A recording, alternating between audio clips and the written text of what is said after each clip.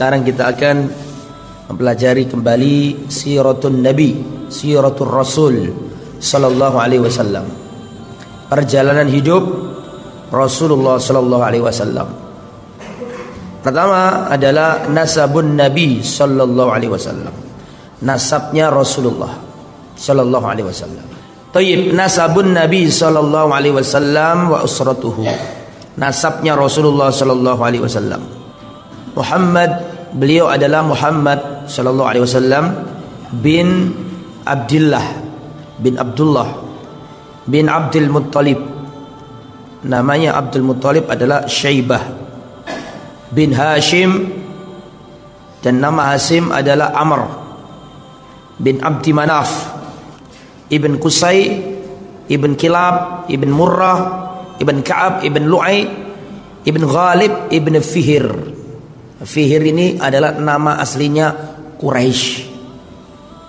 Ya, seluruh orang Mekah kan keturunannya, mayoritas keturunannya Quraisy. Lah Quraisy itu nama aslinya adalah siapa tadi? Fihir. Muhammad bin Abdullah bin Abdul Muttalib bin Hashim bin Abdi Manaf bin Qusay bin Kilab bin Murrah bin Ka'ab bin Lu'ay bin Ghalib bin Fihir. Nah, Fihir itulah nama aslinya siapa? Quraisy.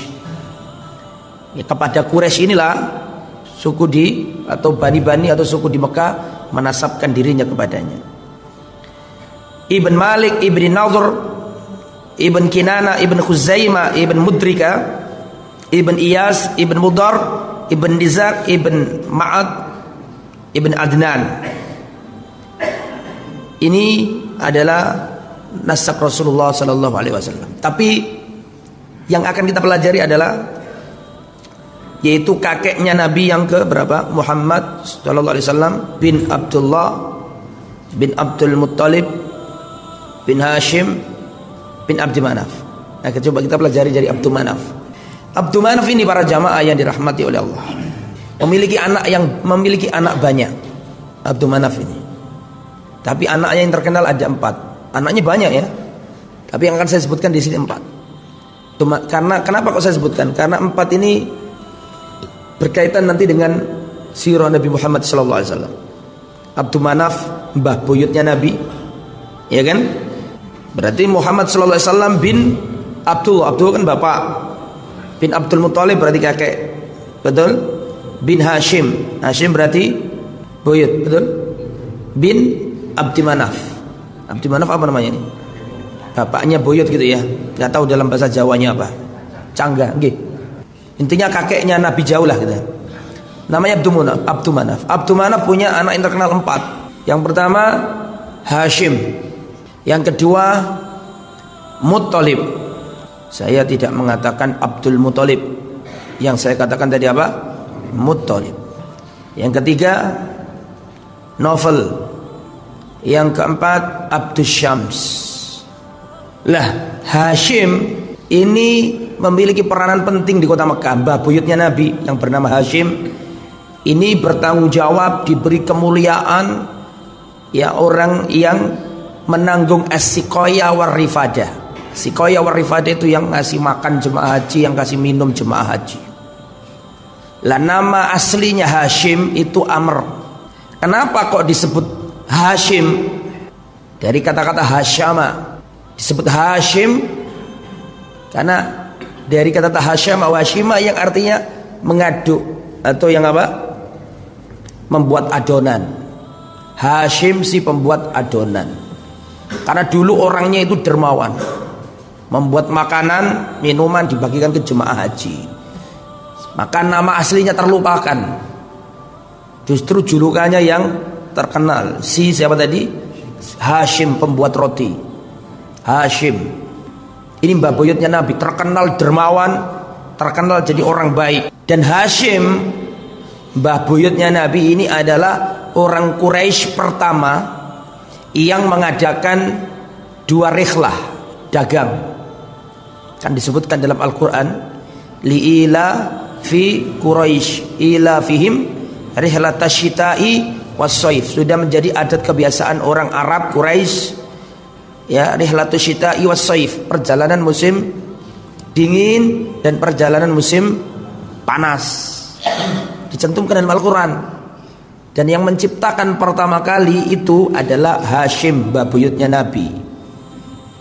Rihla musim panas itu pergi ke negeri Syam, dagang.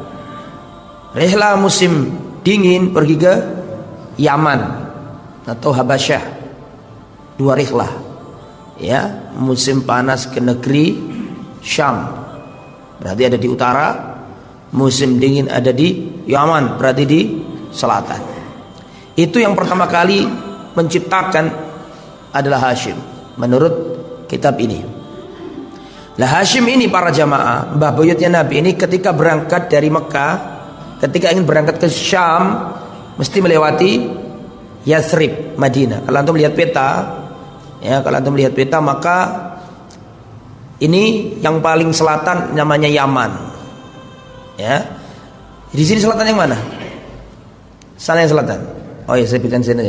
Ini paling selatan Yaman, berbatasan sama Laut Arab atau Samudra Hindia.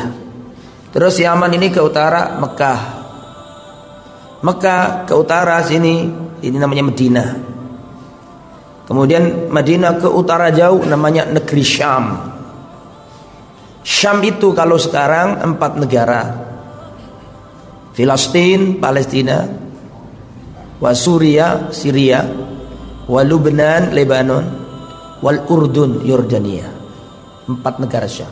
Lah, jadi yang dari Mekah kalau mau dagang ke Syam mesti melewati negeri Yathrib. Nanti cikal bakal menjadi apa namanya? Al-Madinah. Berangkatlah Hashim, babuyutnya Nabi ini dagang dari Mekah ke Madinah, mampir di Yathrib. Dari Mekah ke Syam, mampir di Yathrib. Jelas sampai sini ya? Di Yathrib itulah Hashim, mbah buyutnya Nabi, bertemu sama seorang wanita namanya Salma binti Amr. Menikah di situ. Menikah, setelah menikah si Hashim ini melanjutkan perjalanan ke negeri Palestina untuk dagang ke Syam. Mengapa kok dagang? Karena penduduk Mekah itu nggak punya mata pencaharian lain. Mau kurma nggak ada kurma, apalagi padi malah nggak ada. Sehingga jalan satu-satunya adalah dengan cara dagang dan mereka gembala kambing. Berangkatlah ke negeri Syam, meninggalkan istri tercinta namanya Salma binti Amr. Mengandung. Salma ini mengandung. Di negeri Syam, Hashim, mbah buyutnya Nabi, wafat di negeri Gaza. Gaza itu kalau sekarang Gaza. Nah, bahasa Arabnya Gaza ya Gaza. Hashim meninggalkan anak di kota Mekah.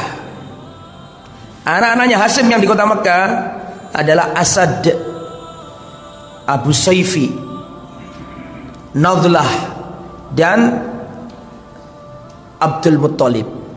Cuma Abdul Muttalib ini gak di Mekah. Abdul Muttalib itu siapa? Anaknya Salma ini tadi yang masih di kandungan. Jelas? Lah, saudaranya Hashim yang paling perhatian sama Hashim dan keluarganya adalah Muttalib. Tadi kan saya katakan Abdul Manaf punya anak banyak, tapi yang terkenal ada 4, ya kan? Hashim, Muttalib, Naufal, Abdi Syams.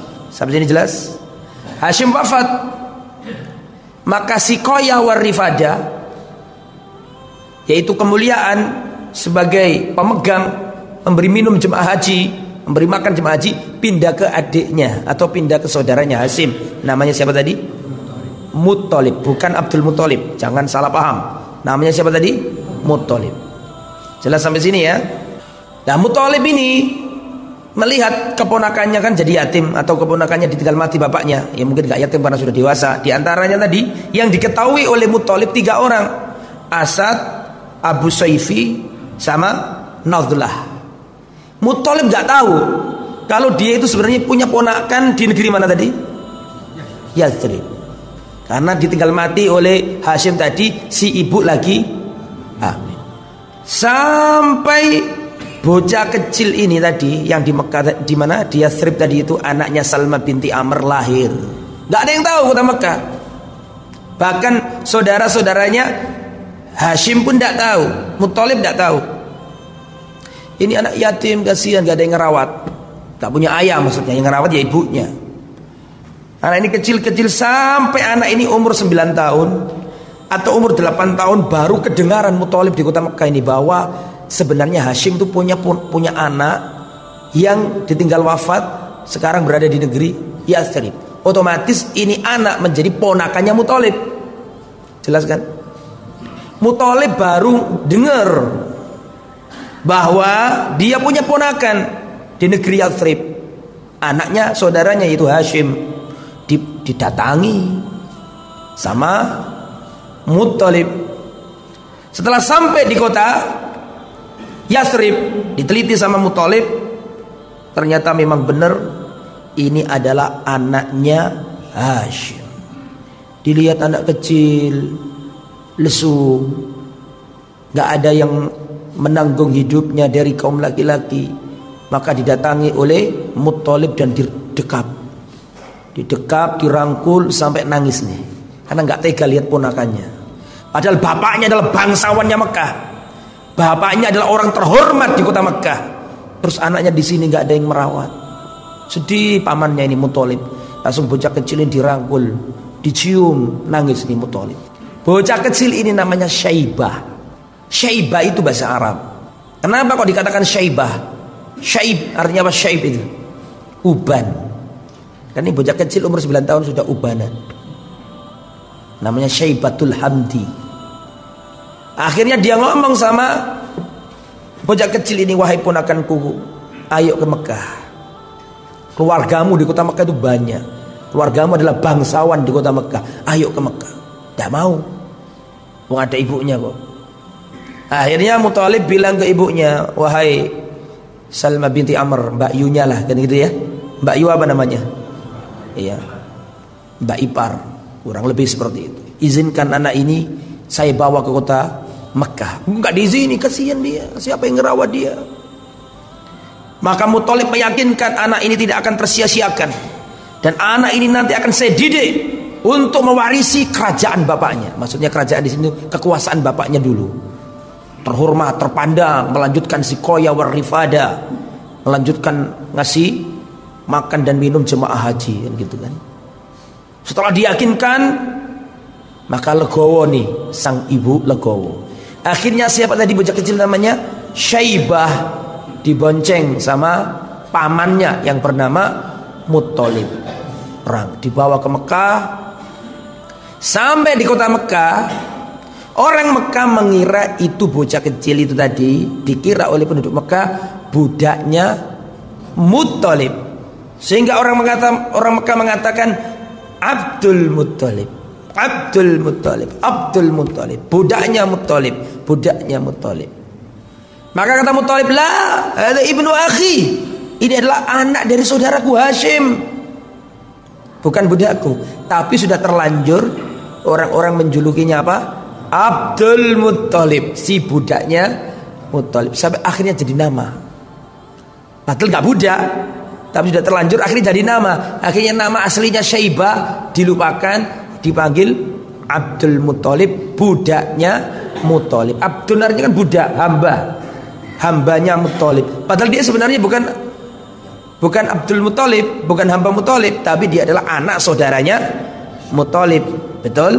Berarti keponakannya Muthalib. Jelas sampai sini? Akhirnya semenjak itu Abdul Muthalib ada di kota Mekah. Ya inilah kakeknya Nabi. Jelas ya? Berarti mbak putrinya Nabi, Mbak Buyut putri itu adalah orang Madinah. Makanya ketika Rasulullah hijrah dari Mekah ke kota Madinah, Rasul itu punya paman-paman dari pihak neneknya dulu, Bani Najjar dari kota itu. Paham? Makanya kan ada yang mendukung Nabi di kota Madinah, karena Nabi itu punya garis keturunan orang Madinah. Jelas sampai sini? Namanya masih apa? Yathrib, bukan jadi Al-Madinah. Nah, Muthalib ini adalah orang yang dermawan, orang yang luar biasa. Muthalib lah, Muthalib ini orang yang dermawan, dijuluki Al-Fayyad, yang meluber-luber kebaikannya. Tapi nanti dikasihkan ke Abdul Muthalib. Mati Muthalib ini. Muthalib ini wafat, maka semua barang-barangnya Muthalib diambilin sama Naufal. Jelas? Siapa Naufal itu? Pamannya Abdul Muthalib. Kedudukannya sama Muthalib sama. Betul ya? Syaibah atau Abdul Muthalib memanggil Muthalib dengan memanggil Naufal sama-sama apa? Paman. Jelas kan? Diambil semuanya. Padahal itu niatnya sudah dikasihkan oleh Muthalib kepada Abdul Muthalib. Disayangi tuh kayak anaknya sendiri. Maka Abdul Muthalib minta tolong orang-orang Quraisy karena didolimi pamannya. Ya ma'syarul Quraisy, wahai orang-orang Quraisy, aku minta tolong. Aku didolimi oleh pamanku sendiri Naufal. Faqalu, orang-orang Quraisy mengatakan, la nadkhul bainaka wa baina ammika. Kami orang luar, kami enggak ikut urusanmu dengan pamanmu, urusan dewe, keluarga. Orang-orang Quraisy enggak ada yang nolong Abdul Muthalib. Apa yang terjadi? Abdul Muthalib nulis surat. Kakeknya Nabi ini, Nabi di mana Ustaz pada waktu itu? Belum lahir. Wong Abdul wajah belum lahir kok Rasulullah. Kakeknya Nabi ini Abdul Muthalib nulis surat. Setelah nulis surat dikirim ke kota Yathrib. Karena Abdul Muthalib punya paman-paman banyak dari pihak ibu, tapi di negeri Yathrib. Wahai paman-pamanku dari pihak ibu, maksudnya berarti kan saudara-saudaranya Salma binti Amr. Jelas ya? Wahai paman-paman, sesungguhnya pamanku Naufal mendolimi aku. Aku minta tolong kepada orang-orang Quraisy, tapi Quraisy tidak ada yang menolong aku. Maka langsung datang para paman nih dari Bani Najjar, baninya Salma binti Amr. Datanglah paman-paman ini. Mereka langsung menuju Ka'bah, karena kebiasaan orang Arab kalau datang langsung tawaf kan itu kan. Kok ada tawaf? Ada. Kok ada haji? Ada. Karena zaman jahiliyah itu ada seperti itu. Ya kan? Maka mereka datang ke Al-Bait, yaitu datang ke Mekah. Fatalaqahu Abdul Muthalib, ketemu sama Abdul Muthalib. Maka Abdul Muthalib mengatakan, al-manzil ya khal. Wahai paman, ayo ke rumah dulu, mampir dulu. Kata pamannya, la wallahi hatta alqa Naufailan. Hei ponakan, gak usah ke rumah, langsung saja. Mana namanya Naufal itu? Paham gak maksudnya? Terus gak usah mampir-mampiran, kelamaan urusanmu itu. Mana Naufal itu? Tsumma aqbala fa waqafa ala Naufal. Maka pamannya datang ke Naufal. Sama-sama paman ini. Yang satu paman dari pihak ibu, yang satu dari pihak ayah. Mana Naufal ini? Ketemu Naufal. Wa wajalisun fil hijr. Pada waktu itu Naufal ada di Hijr Ismail. Ma'a masyayikh Quraisy, bersama pembesar-pembesar Quraisy. Fasalla Abu Sa'ad sayfahu. Maka pamannya Abdul Muthalib dari pihak ibu yang bernama Abu Sa'ad langsung menghunuskan pedangnya. Pedangnya terhunus dan dia mengatakan, wa rabbil Ka'bah, demi Robnya Ka'bah ini. Berarti siapa? Allah subhanahu wa ta'ala. Jadi bersumpah dengan nama Allah. Wa rabbil Ka'bah, la illam taruk ala ibna ukhti arkahi. Seandainya kau gak mengembalikan barang milik ponakanku ini, demi Allah aku pastikan pedang ini akan menembus dirimu. Kembalikan, jangan kau dolimi ponakanku. Farodat tuha, akhirnya dikembalikan. Naufal ini dikembalikan ke siapa? Ke Abdul Muthalib. Lah, sehingga selesai urusannya. Abdul Muthalib melanjutkan apa yang dulu dipegang oleh Hashim dan yang dulu dipegang oleh siapa? Muthalib. Lah, di zamannya Abdul Muthalib ini ada dua peristiwa besar. Nabi belum lahir. Di zaman Abdul Muthalib ada dua peristiwa besar. Peristiwa yang pertama adalah ditemukannya sumur Zam-Zam.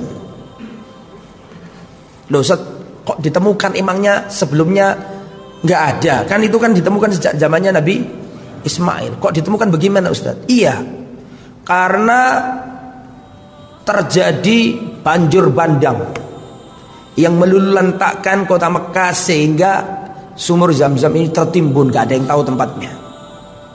Bertahun-tahun, berabad-abad Cuma diriwayatkan dari generasi ke generasi, dulu itu ada sumur. Orang nyari gak ketemu. Lama ratusan tahun atau wallahu alam, Allah yang tahu ilmunya. Sampai akhirnya di zamannya Abdul Muthalib ini, Abdul Muthalib dikasih mimpi sama Allah. Abdul Muthalib dikasih mimpi sama Allah. Ditampakkan letak sumur Zam-Zam. Ya, di mimpi itu melihat sifat-sifatnya dan seterusnya.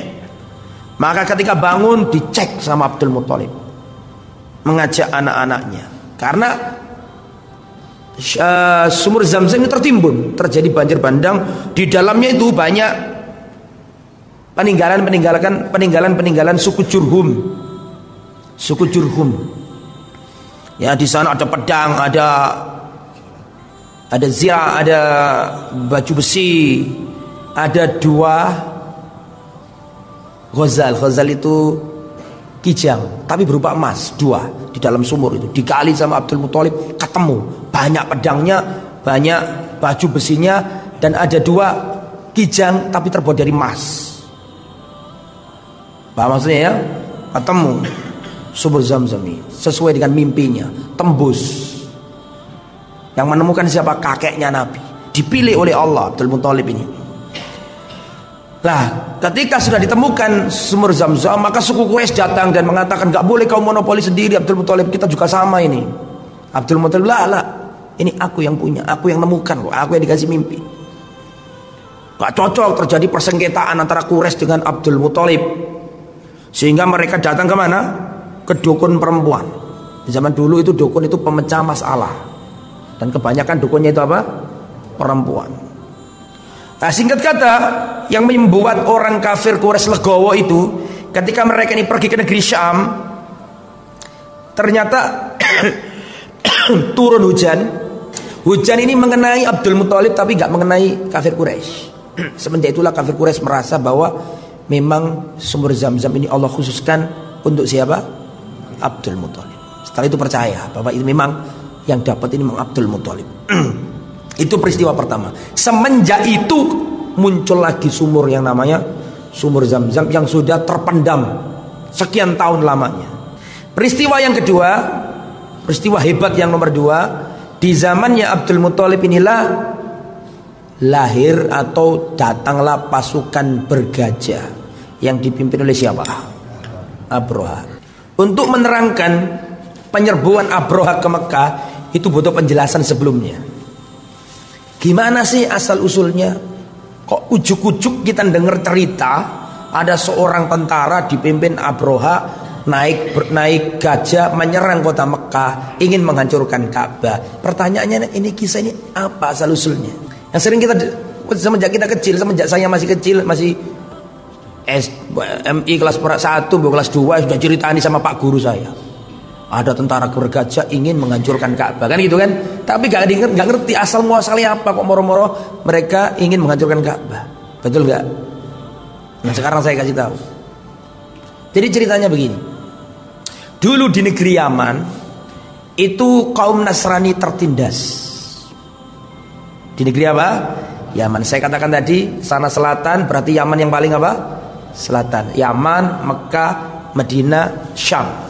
Nah, di Yaman ini dulu banyak orang Nasrani terdolimi, disiksa, dan lawannya adalah orang Yahudi. Ya enggak Quraisy, Pak. Sopo sing ngomong Quraisy, Bang? Quraisy ada di mana? Di Mekah. Ini di Yaman ini peristiwa ini. Jadi di Yaman itu orang-orang Nasrani tertindas. Ini Nabi belum ada, Rasulullah belum lahir. Di Yaman itu orang-orang Nasrani dibunuh, disiksa sama orang Yahudi. Dan kalau antum melihat sejarah, sebenarnya antara Yahudi dan Nasrani itu berdarah-darah. Sejarah mereka itu saling bunuh-bunuhan. Jelas ya? Maka orang Nasrani dilukai, disiksa sama orang-orang Yahudi. Peristiwa ini kedengaran Kaisar Romawi. Kaisar Romawi agamanya apa pada waktu itu?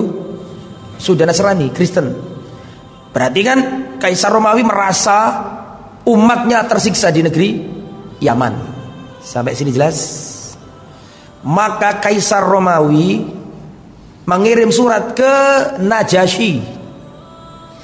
Kalau antum lihat peta, coba ya antum lihat peta ya.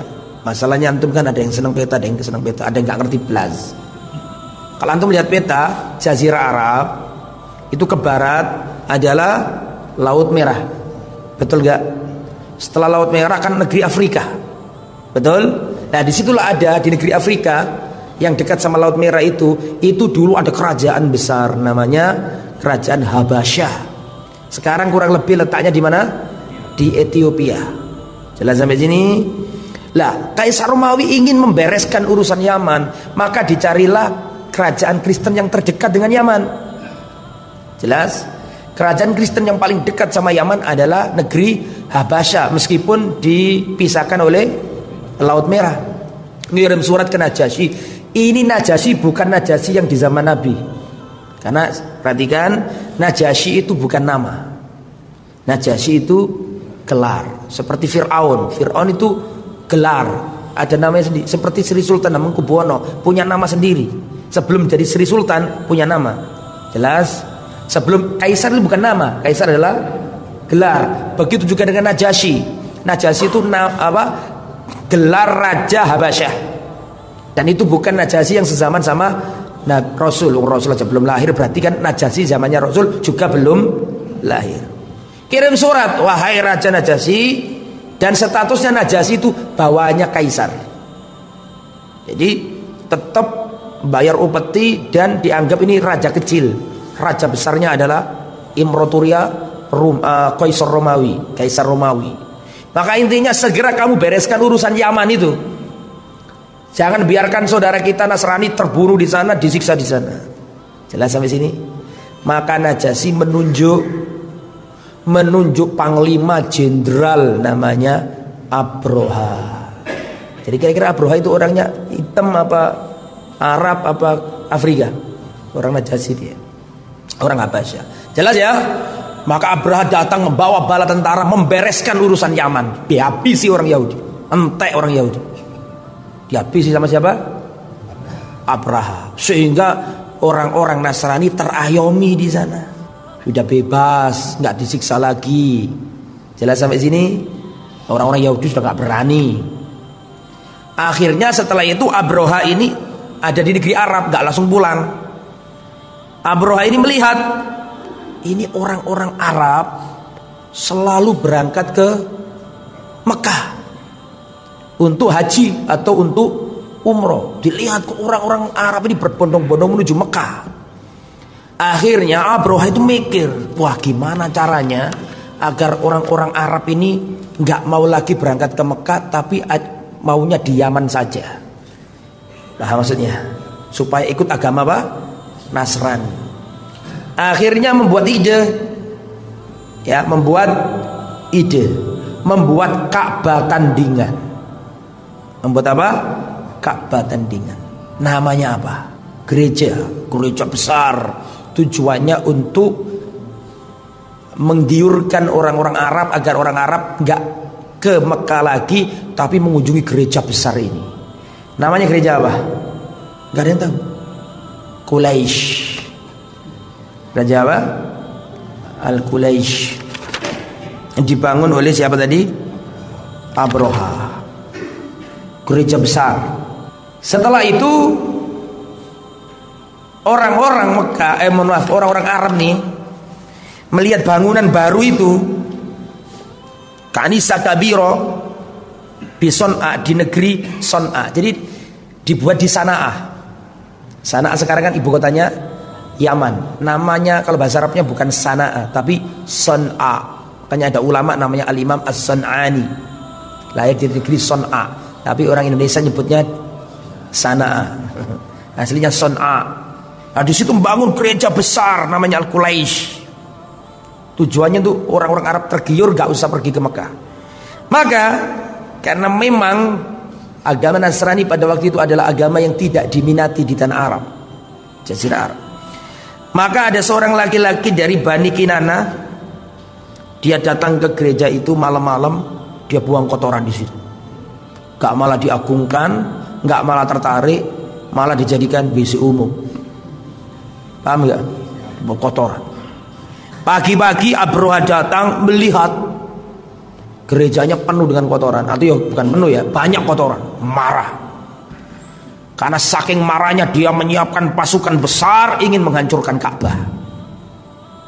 Jelas sampai sini? Maka datanglah dia dengan pasukan bergajah banyak sekali ingin menuju ke kota Mekah dan tujuannya adalah menghancurkan Ka'bah. Di tengah perjalanan dia bertemu dengan gembalaan yang banyak. Unta-unta banyak. Dan itu adalah unta-untanya Abdul Muttalib. Unta-untanya siapa?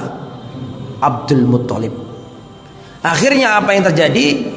Abdul Muttalib ini karena unta-untanya diambil sama Abroha, maka datanglah Abdul Muttalib menuju Abroha. Dari kejauhan dilihat sama Abroha. Ah, ini ketua suku. Paling sebentar lagi dia merengek-rengek bagaimana caranya agar Ka'bah jangan diapakan? Jangan dihancurkan. Karena dia ketua suku yang paling orang yang berpengaruh di kota Mekah, paling dia melobi jangan sampai Ka'bah ini diapakan? Dihancurkan. Maka Abdul Muttalib kakeknya Nabi datang ke Abroha, terjadi dialog. Dalam riwayat dikatakan ditanya. Ketika nyampe, menurut praduganya siapa tadi? Abroha, ini orang pasti melobi jangan sampai kita menghancurkan Ka'bah.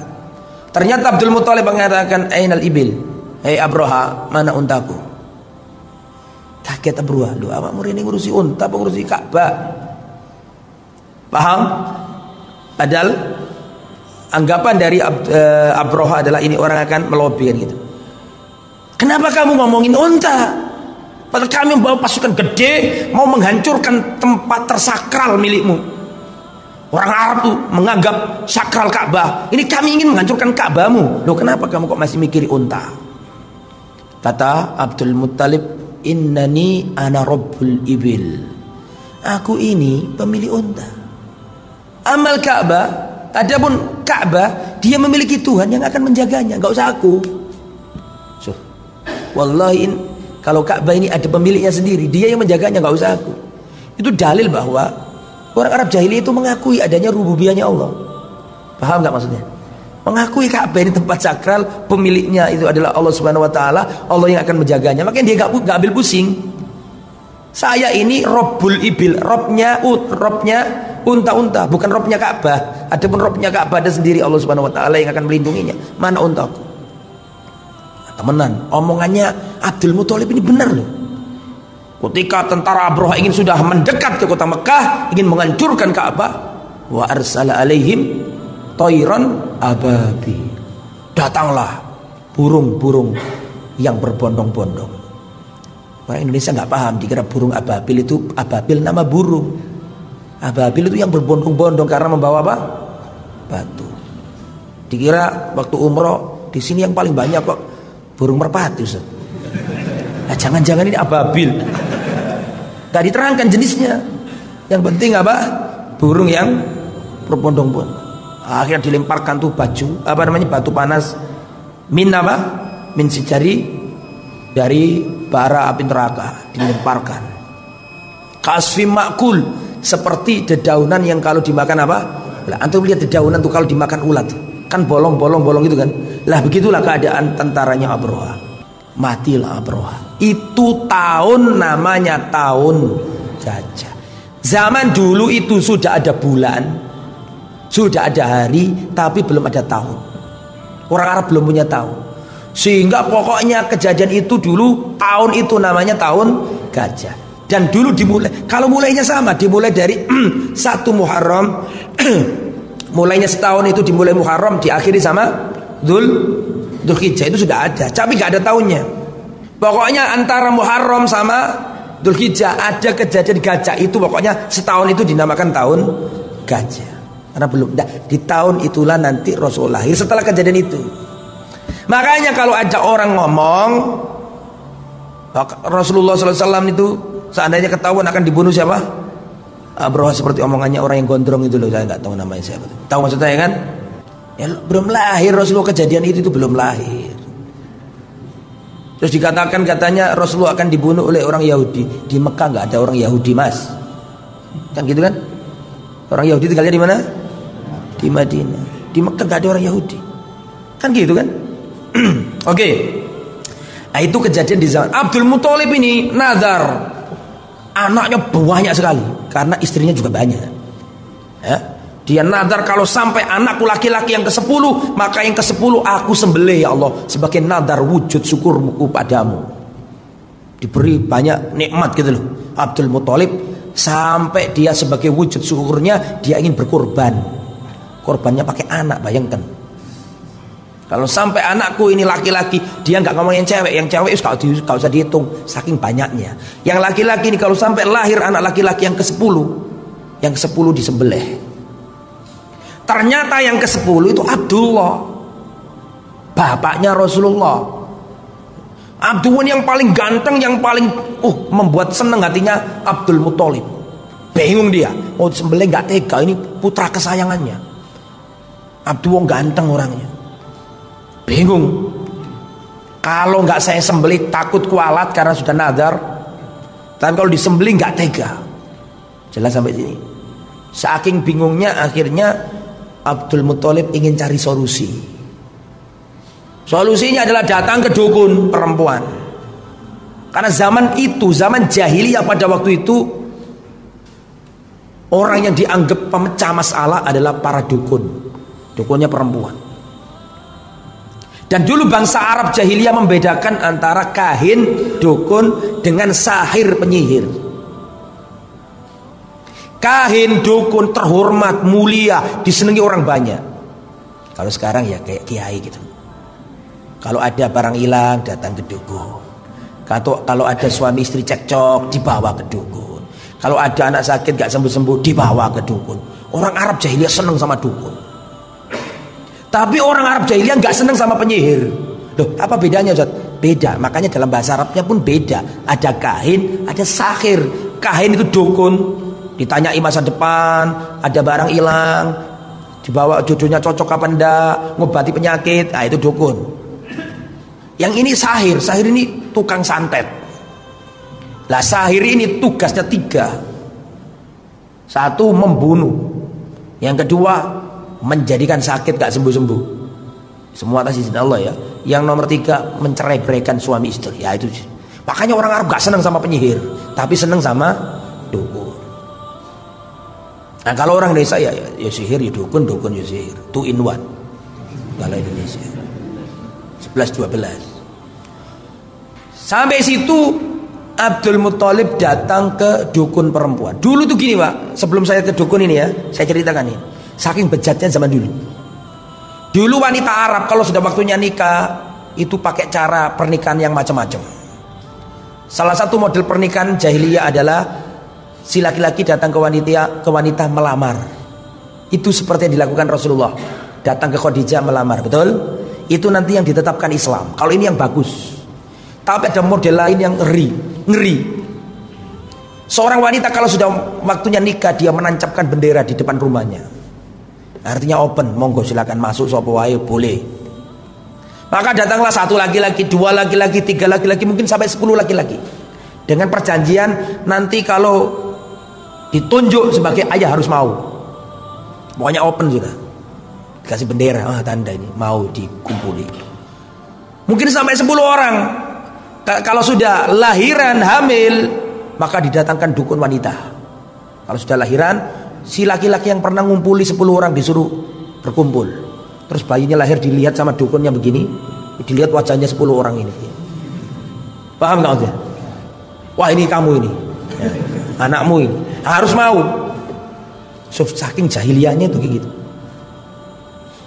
Berarti di situ kan menunjukkan dukun sangat memegang apa? Peranan, nah gitu loh. Oke, kita kembali ke materi. Maka siapa tadi?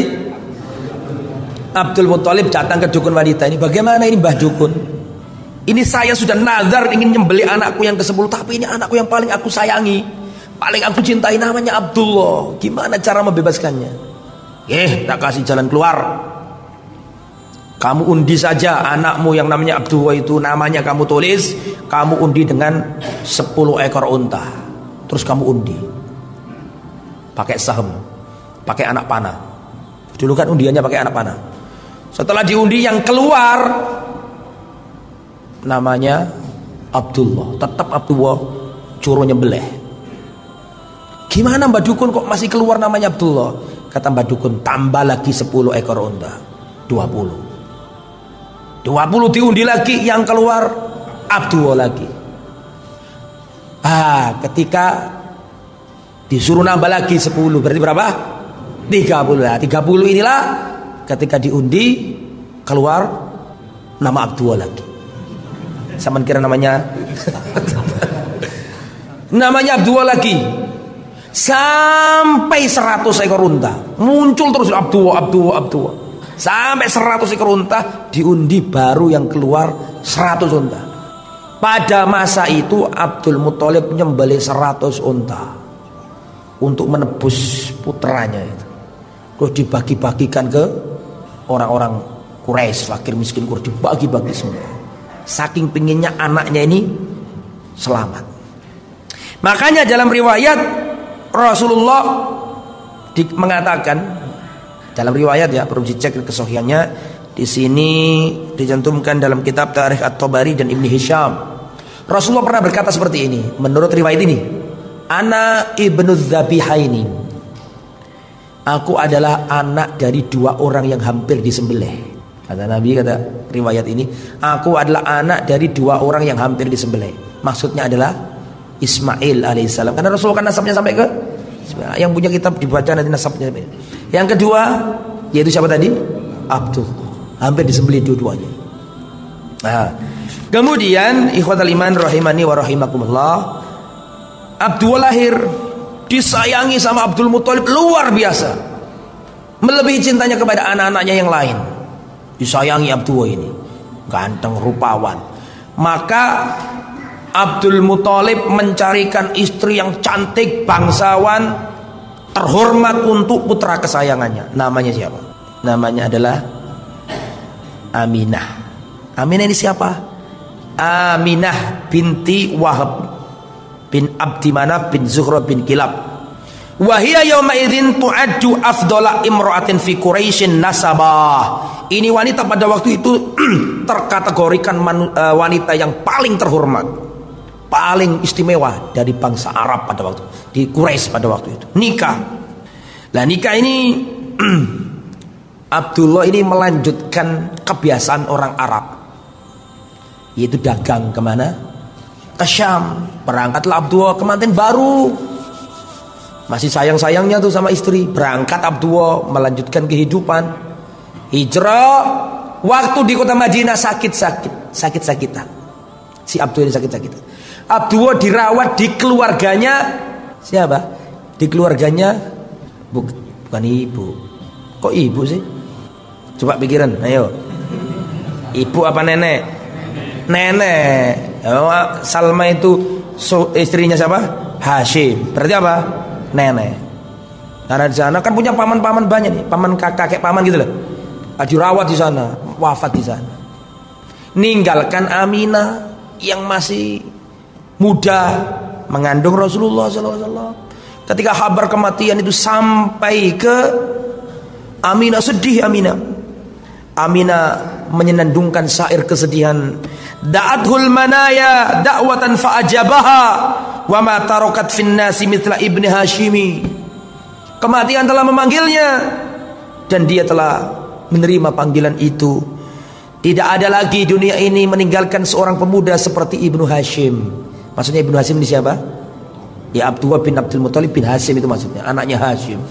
Istimewa Abdullah itu. Nak sedih Aminah ini, saking cintanya sama Abdullah ini, Aminah tidak nikah lagi sampai wafat. Bagaimana ceritanya Ustaz? Besok saya lanjutkan. Subhanakallahumma. Ada pertanyaan dulu silakan. Di besok akan saya lanjutkan sampai mana tadi wafatnya siapa? Wafatnya Abdullah, ya kan? Nah, nanti akan menuju ke lahirnya Rasulullah. Ini pembukaan saja. Insyaallah besok kita teruskan. Bapaknya Rasulullah wafat, lah Rasulullah lahir. Nah, bagaimana kelahirannya? Insyaallah besok akan kita jelaskan. Semoga bermanfaat. Subhanakallahumma bihamdika asyhadu an la ilaha illa anta astaghfiruka wa atubu ilaik. Assalamualaikum warahmatullahi wabarakatuh.